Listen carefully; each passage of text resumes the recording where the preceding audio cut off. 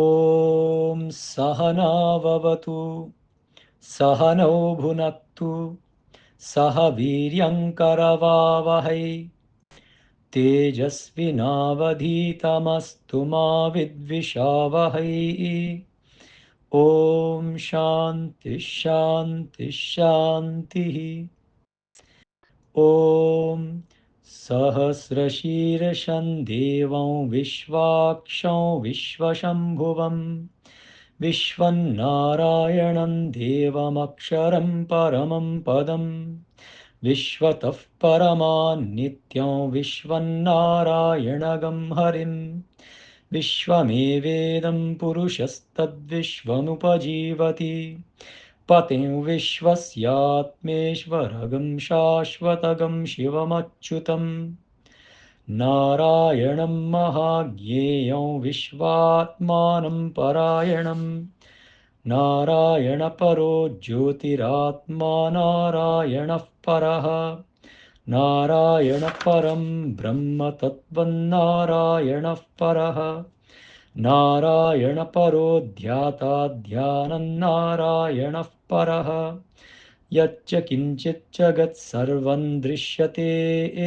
श्रूयतेऽपि वा अन्तर्बहिश्च तत्सर्वं व्याप्य नारायणस्थितः अनन्तमव्ययं कविगं समुद्रेऽन्तं विश्वशम्भुवम् पद्मकोशप्रतीकाशगं हृदयं चाप्यधोमुखम् अधो निष्ट्यावितस्त्यान्तेनाभ्यामुपरि तिष्ठति ज्वालमालाकुलं भाति विश्वस्यायतनं महत् सन्ततगं शिलाभिस्तुलम्बत्याकोशसन्निभम् तस्यान्ते सुषिरगं सूक्ष्मं तस्मिन् सर्वं प्रतिष्ठितम् तस्य मध्ये महानग्निर्विश्वार्चिद्विश्वतोमुखः सोऽग्रभुग्विभजन् तिष्ठन्नाहारमजरः कविः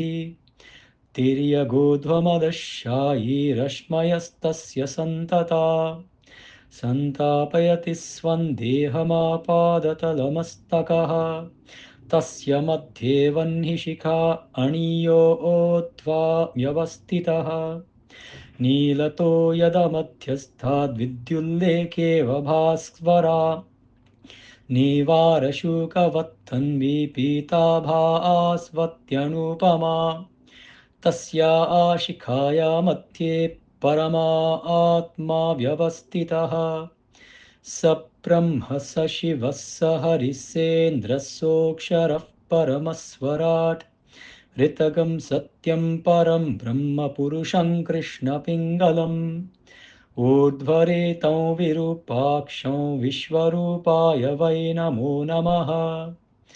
ॐ नारायणाय विद्महे वासुदेवाय धीमहि तन्नो विष्णुः प्रचोदयात्।